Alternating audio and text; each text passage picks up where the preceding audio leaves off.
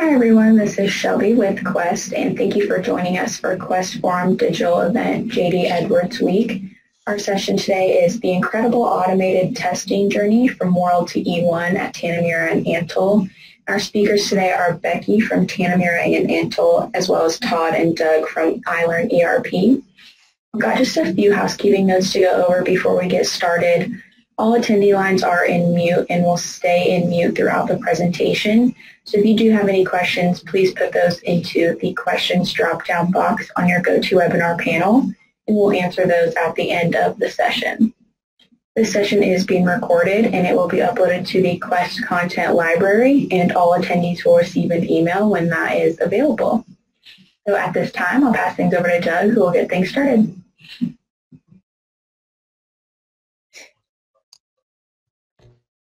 Great. Thanks, Shelby. Hi, everybody. So I'm Doug McCarthy from I Learned ERP. I am on the sales side, so I will be very quick in what I'm talking about. But it's very important that if you do have any sales-related questions or things we're following up, there's my contact information. If you aren't quick at writing it down, I'm sure we'll answer that in a question later. Ready?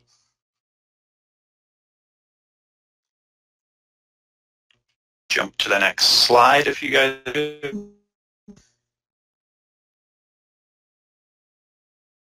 Thank you. So just a couple of slides on who I Learned ERP is, who we are, in case you're not familiar. We are a boutique training company. We specialize in JD Edwards, but work with any application using. The main online academies, e-learning tools that we have today, which are very important in our stay-at-home working remotely environment. Our E1 Academy, that's over 800 courses, close to 900 courses, JDE business analyst level content. E1 End User Academy is more geared to new users to JDE or people that are just getting up to speed, maybe in a new role or job. And then we also partner with Reports Now and have a DAS University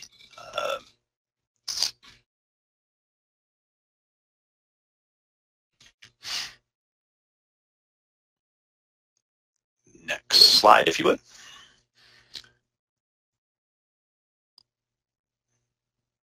Sorry if there's a bit of a delay on my side. While I'm waiting for that screen to go, I Learned we've been in business for about, actually this is our 10th year, so we have our 10-year anniversary this year, and you'll be seeing some things across your social media streams on that, so we're pretty excited there. In normal circumstances, we do both online and on-site ERP training. We use ADDIE principles, if you're familiar with what that is. And as I said, we're not just JD Edwards. We do work with SAP, other Oracle applications, even homegrown applications that you've created. We can help you with building training content there. We work with cloud adoption, helping in all aspects of projects in those areas. We can also host systems for you, and that can be with content that you've created yourself, maybe from another source, or that we have already have built for you.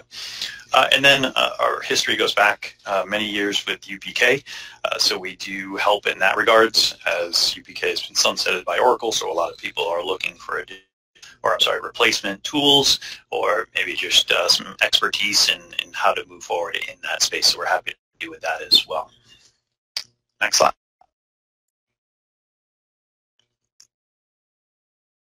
And with that, I promised I would be quick. So I will turn it over to Becky Bazabal from TNA. She is a business analyst there. And Becky, all yours. All right. Thank you, Doug. Let's see, it seems like there might be a little delay as I was flipping slides for Doug. They weren't, it didn't seem like he saw they were moving. So hopefully they'll move right along. Tanimura and Antle, we're a grower, packer, shipper of fresh produce. We grow broccoli, cauliflower, lettuce, celery, all the staples in the grocery store, onions. We do have a hydroponic greenhouse in Livingston, Tennessee. And our main growing region is Salinas, California. We grow in Salinas in the summertime, roughly April through November, and then we move our operation to Huron, California, which is a couple hours away in the Central Valley of California. And then we moved to Yuma, Arizona for the wintertime. So we're in Yuma about 6 months. And then back to Huron and back to Salinas. So it's kind of a rotating schedule we have.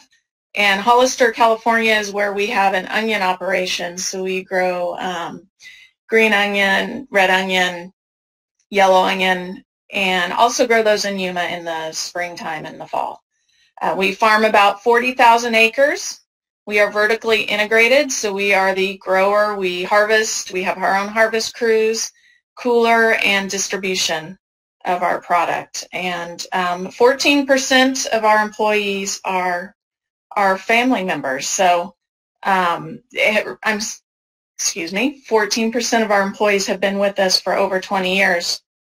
Another nice fact about the company, and I don't know what the percentage is, we have a lot of second and third generation employees. So we have a lot of long-term employees. The company really has a history of taking very good care of their employees. And we are an ESOP last couple of years. So in about 2016, we started migrating from World to E1. World was heavily customized. We had 20 years of development, and the company is very risk averse. Shipping produce is very important. Growing and shipping produce, that's what we do. So we took a phased approach to our E1 migration. And we started with equipment maintenance in 2016. Our equipment maintenance group they were using a system called Maximo, really no integration with World. It was a standalone system. So that was a really good group for us to get our feet wet with E1, check out the platforms, see what we thought of the system. So that went pretty well. Then in 2018, we migrated HR payroll. We were having issues with World and Vertex integration, so we use Vertex. So we were kind of forced our hand to get off World and onto E1. That was a bit of a high risk implementation, being that we have harvest crews. So we employ about 1,000 employees, do a lot of weekly paychecks. For our harvest crews, farm operations, all that. So that was in 2018. After HR payroll, we decided finance was the next logical step. In 2019, we implemented journal entries, which small project. That's a small bite to take, but that was the first bite we took. And then we started AP, real estate, and fixed assets. And those are all now live in 2020. So what we have left is accounts receivable, sales, and distribution. As part of the AP integration or implementation, we knew we needed test scripts for user training. We currently used UPK, but we didn't really want to invest in a tool that's been discontinued. So we were looking for other options. The option that kind of rose to the top was DWS Swift Test. And so we ended up choosing them because we could do test scripts for users, but then we could also automate our testing after the implementation, and that would help us stay code current, because we do want to stay code current. So using DWS Swift Test, we then, we didn't have the internal resources to create these tests. And so we ended up, I Learned ERP, we've used them for training as a training resource. The DWS training is in the I Learned ERP system. So it was kind of a natural fit for us to bring them in and help us with the tests. And they really came in, they hit the ground running. They brought in an AP expert. He came out to our offices for a week, spent that week with our BAs who were configuring the AP system, and he went back and he created a bunch of tests for all the standard AP processes. Those scripts were exported to Excel. They created an Excel template for us. I'm going to show you that template now. And this is what it looked like. So they created the tests in SwiftTest, came up with this template, and they exported all those tests into an Excel sheet. So each test had one Excel sheet, the steps the users needed to do to complete the script, and they even came up with this master script list for us that kind of stepped the user through the process of how to get the job done. So that's kind of where we ended up with them. We did have some instances where the BAs who were configuring the system used their template, created the scripts in the Excel template, and then we gave them to ILearnERP to create the scripts and to create the tests in SwiftTest. So with that being said, I'm going to hand it over to Todd, and he's going to tell you a little bit about the iLearn, what their process was in working with us.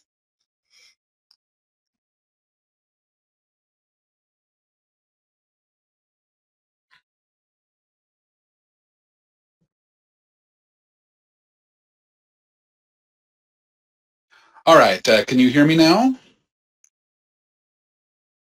Yes, I can hear you. And you see my screen? Does that look all right? You can see my shiny face. Well, my name's Todd Nelson, and I was the project manager on this project here, working with Becky and the TA Produce. And as we got started on this project here, obviously we had done some work with Becky and some previous training that we had set up using one of our academies. And so when we got started here, it helped that we kind of had some level of expectation, and we were able to get moving fairly quick on this project. All right, so as we began, we were coordinated, as we made mention. We were going to use this Dimension Swift Test tool. And Swift Test is an automation tool that DWS Global created. And we're going to talk a little bit about that. DWS Global's at the moment has 3 products and some other products that are coming in the pipeline, but specifically there's the Swift Test, which is for automation of Enterprise 1 processes, and it works together with another product called Dimension Focus. And Dimension Focus is an analytical tool that can identify the changes from whatever release you're on in Enterprise 1 or from World, but primarily for Enterprise 1, and it'll be able to identify the differences in code from the release you're on to the release you're going to upgrade to. So the marriage of these products together can help with identifying things that need to be tested at the time of upgrade. And then the third product is the Dimension Load Test product, which sort of speaks to itself, and it works with using the Swift Test tests that we create, and it can measure load on the system and make sure that there's no problems there as well. So again, Swift Test is a tool for automatic testing, and the goal with really in the front end of from DWS's standpoint is that it helps to reduce the time for creating and maintaining tests to as much as 70%, and then additionally to help reduce the time testing for as much as 60%. That does mean on the front end there is the time for creating the test, which is the bulk of getting it going. But after that, those tests are created and have very little maintenance after that. And like I said a moment ago, it does work with Enterprise 1 and can accommodate the modifications that you've had in your system. So the Swift Test tool will see those in the system, and you can use those as well. It's a very handy feature. So we had a couple of challenges that we needed to face as Becky began to hand off these scripts to us to create this environment of all these tests that are going to be used. And the biggest one being is that we wanted to be able to create tests that can be run over and over again without having to change data. So you can imagine that if you create a test and it runs at once and you're using some sort of a process that it uses something like a unique invoice number, you don't want to be able to have to, or you don't want to have to change that test every single time so that you have unique numbers. So we needed to be able to create tests that would accommodate that. So the other piece of that was we wanted to be able to set these up in queues so that we could test an entire business process end to end, so something like procure to pay. And then finally, and it's one thing to set all these things up, but it really did need to accurately depict the business processes that TA Produce were using. And so stock Enterprise One functioning, although it's very flexible, we just want to make sure that everything that we created to hand back off to them represented how they do business. So this is actually a summary of some of the activity as of a few days ago of what's been created. And the slide actually shows that some projects, scenarios, and tests, which I'll just explain here in a few minutes. And as Becky mentioned, they've been in the process of this phase migration over many modules. So the main driver for using the Swift Test tool was to move their testing to automation to decrease the amount of time it takes to test individual processes every time there's an upgrade. And what she also mentioned too about being able to have scripts for users as well. So this is a summary of some of the activities we've completed. They've created many more since we've left as well, but it's a good overview of how much they've done so far. So, like she said, we sent out our finance subject matter expert. He was on site to help Becky with that, and then two of us were back remote, and we began to create these tests so that we could get those completed.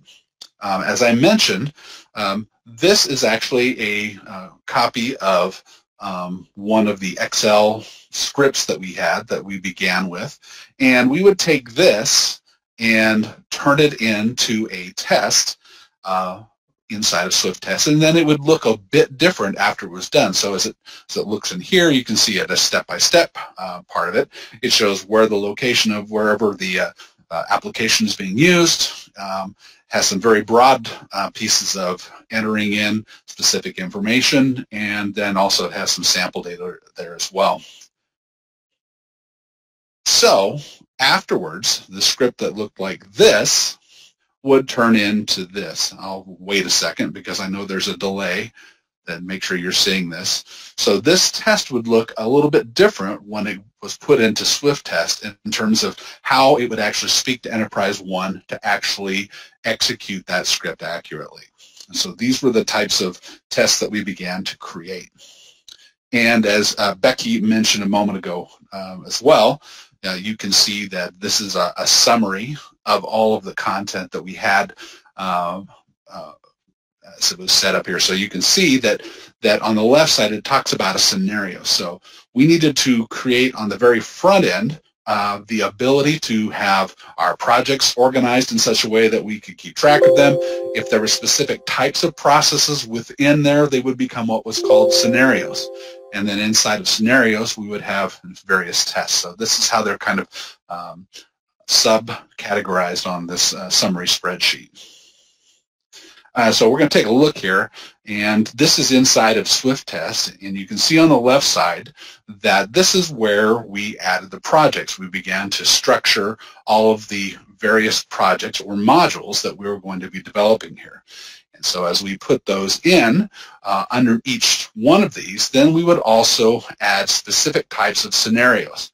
And these scenarios would, again, they were groups of processes. So in general accounting, journal entries, there's lots and lots of different types of journal entries. And so those would be all subcategorized underneath that scenario and would have all those lists of the various tests that we would use. So then we also had one here for setup and maintenance.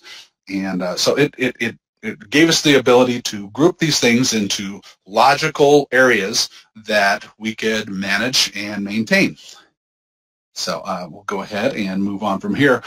So at the first point of entering all these tests in, we would take a script, enter it into SwiftTest, and make sure that the process ran. If there was any issues, we would be in contact with Becky and her team and make sure that we were actually accurately representing the process that they needed to have captured. And then on the second piece of that, we would want to be able to go ahead and automate that test so that it could be run over and over again and without any heavy-duty maintenance. There may be small changes that you need to make, and that's the point of SwiftTest in the long run, is that we want to be able to, unless there's a change in the code, the test should run.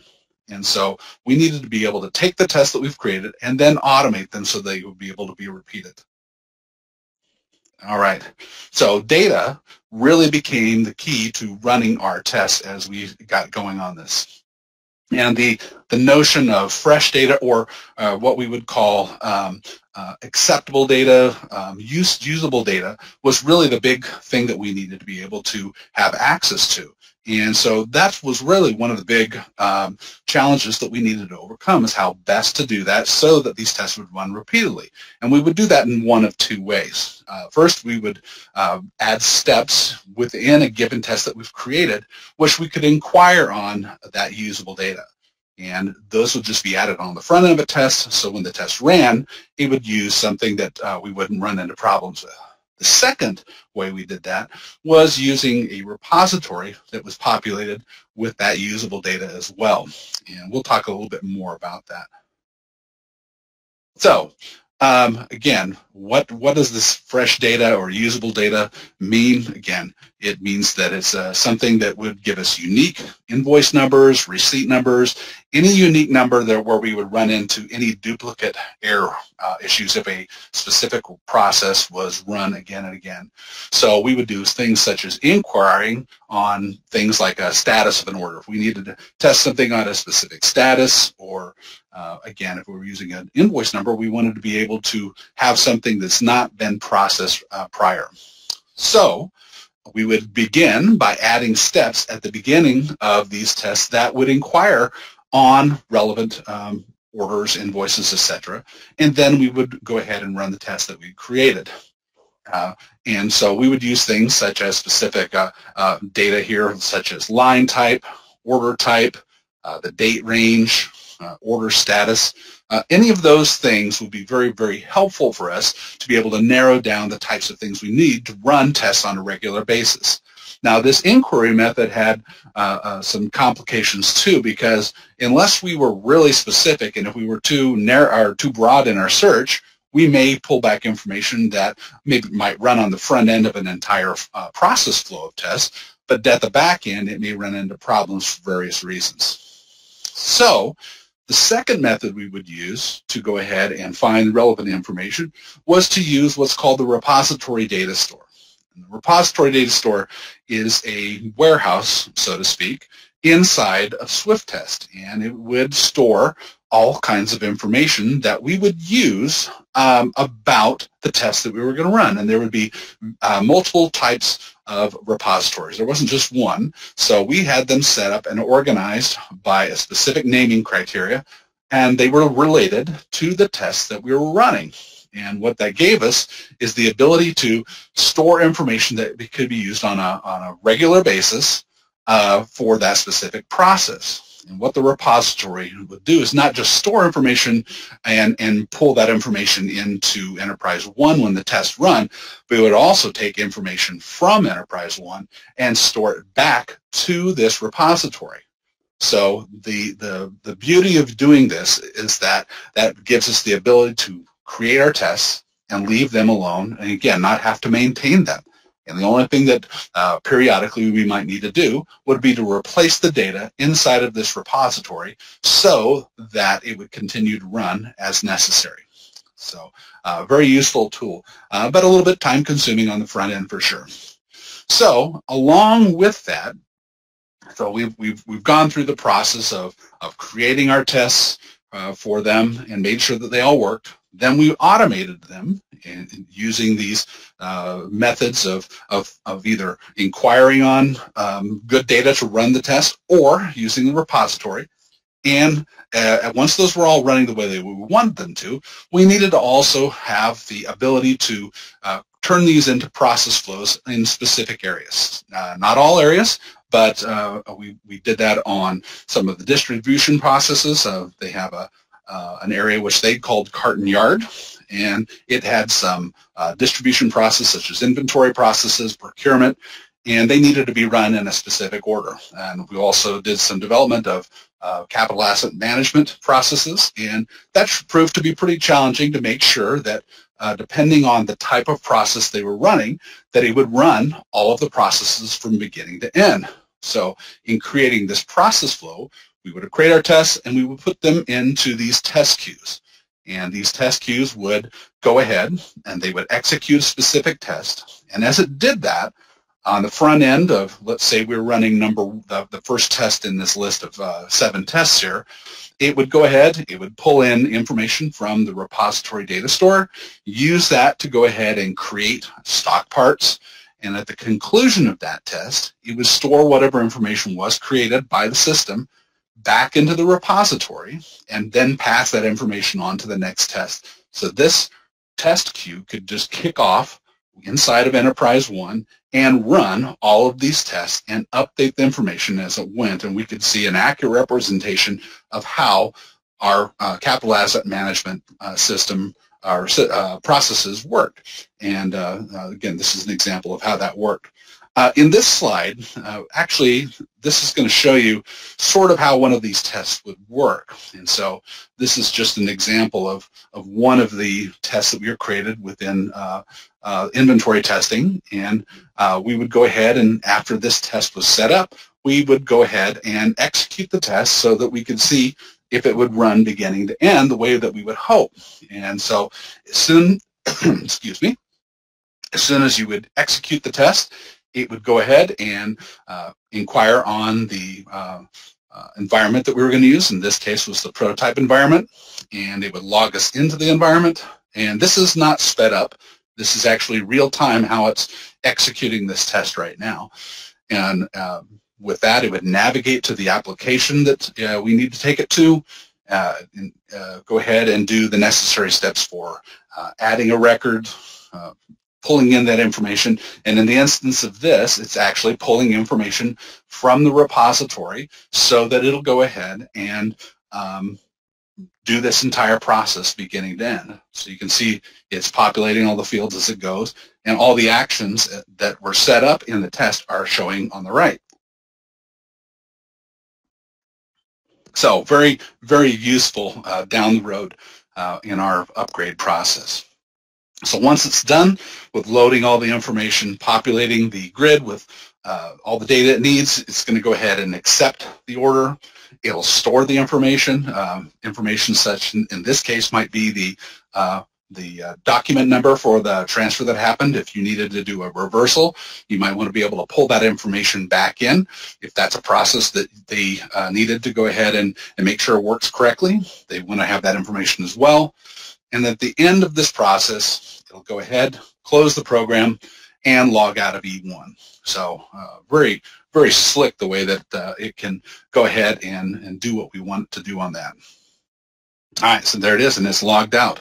So we set these up, multiple process flows so that they would work correctly. Inside of Enterprise One, or excuse me, inside of Swift Test, at the conclusion of that test, we could look at test results there. And it shows them and how they ran, if there was any issues with it.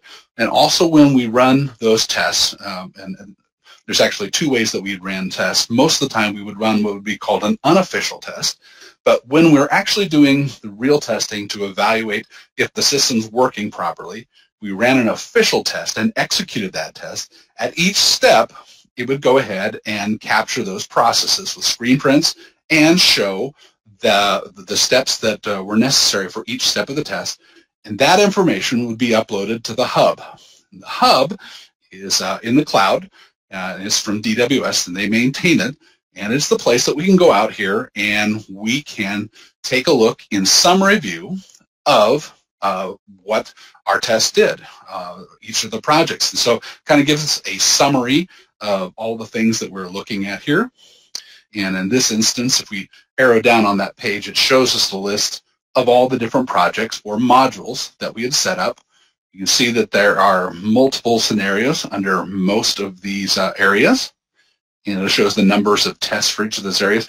Again, there was quite a few in accounting, 27, 102 in AP, 44 in capital asset management, and on and on. And this gives us a summary of how our tests ran and how it all executed for us. And we can use this information later so that when we completed our tests, and again, in an upgrade scenario, we can determine whether we need to alter any of our business processes moving forward.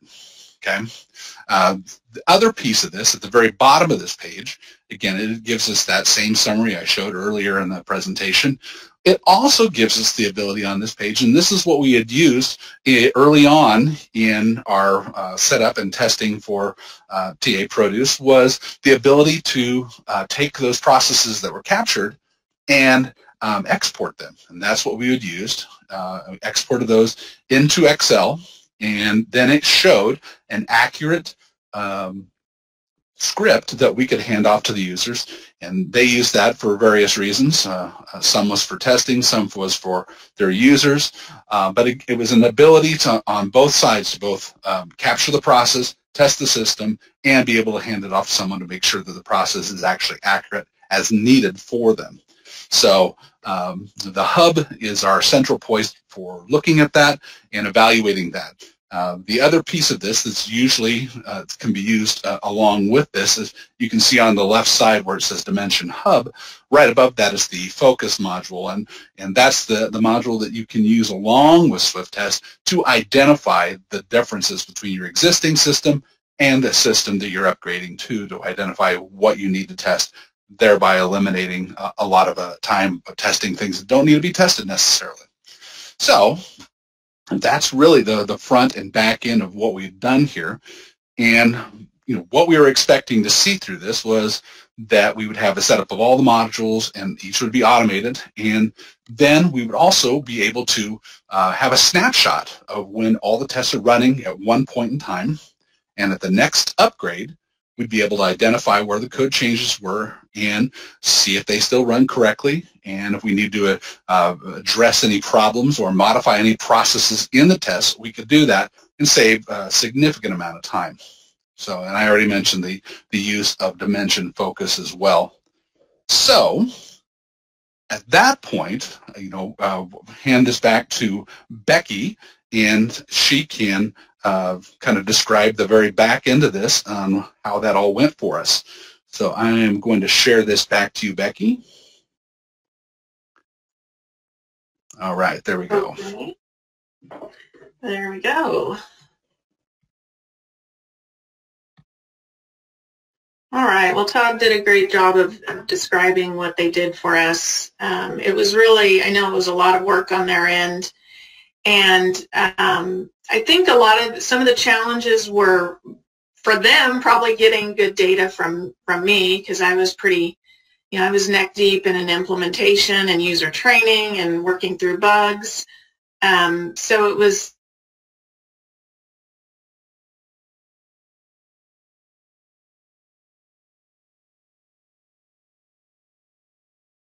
my time was very limited. We also, like Todd said, we hard-coded the data for the scripts to generate the documentation for the users, but at the end, we had to automate the scripts, and so that was, it was really kind of a two-step process. Our users, as far as users, the user response to the scripts was mixed. We found users who were familiar with E1. We had some users who were already doing journal entries and HR payroll. They loved the scripts. They thought they were wonderful. They were quick. They were easy. But users who weren't as familiar with E1 and didn't necessarily know, what click OK meant to click the green check. Click Find meant to click the magnifier glass. I will say we have a group of users. We have some users who have been in a green screen for 20 years, and they weren't really computer users outside of the green screen. I mean, think in this day and age that, people are on the internet, they're on their iPhone. We really had challenges even, teaching users how to use a web browser, how to navigate, that sort of thing. So, in hindsight, I think the scripts accomplished the goal in that it had direction of, here's the steps you need to do to do your job. And if the user required more help, I could sit with them and go through the script with them. So, sorry about that. I could do the script with them and say, no, the find button's the magnifying glass. This, the green check is the OK button. So that's, that was, in my opinion, the scripts were a success.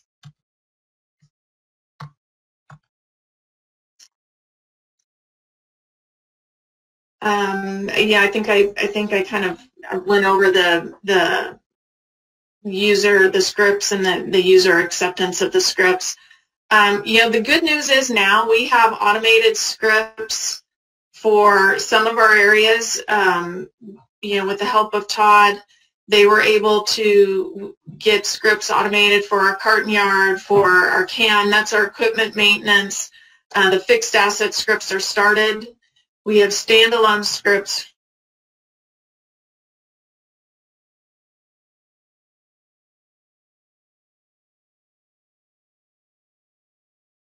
for AP, fixed assets, real estate, and another thing Todd touched on, Focus. We did purchase the Focus tool, and we are in the process of doing an ESU upgrade. We're doing a tools release upgrade, which these automated tests are going to help us do testing for that. After a tools upgrade, we're going to be upgrading, doing an ESU upgrade. And so the Focus tool, we've already run that. We've done the extract of all the ESUs. We have something like 1,000 ESUs, and I think the objects touched, according to the Focus tool, is like 4,000 objects that were touched by all the ESUs we're going to be applying.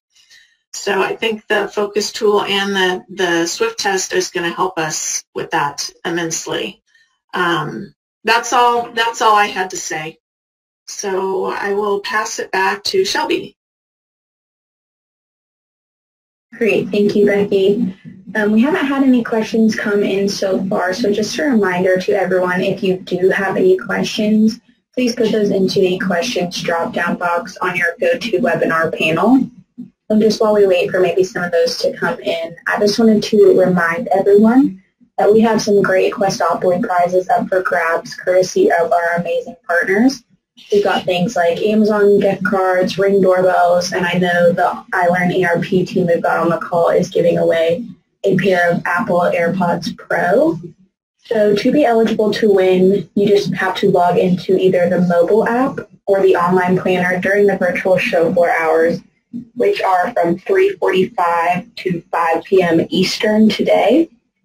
You'll just go to the exhibitor section where you can chat with solution providers, see demos, download handouts, and more. So the more you engage, the higher your chances are of winning a prize. And it looks like we haven't had any questions come in, so just a reminder to everyone, this session was recorded, and you will receive an email with instructions on how to access that later today. So thanks so much, Becky and Todd, for coming and speaking with us today, and thanks to everyone who jumped on and attended. We really appreciate it.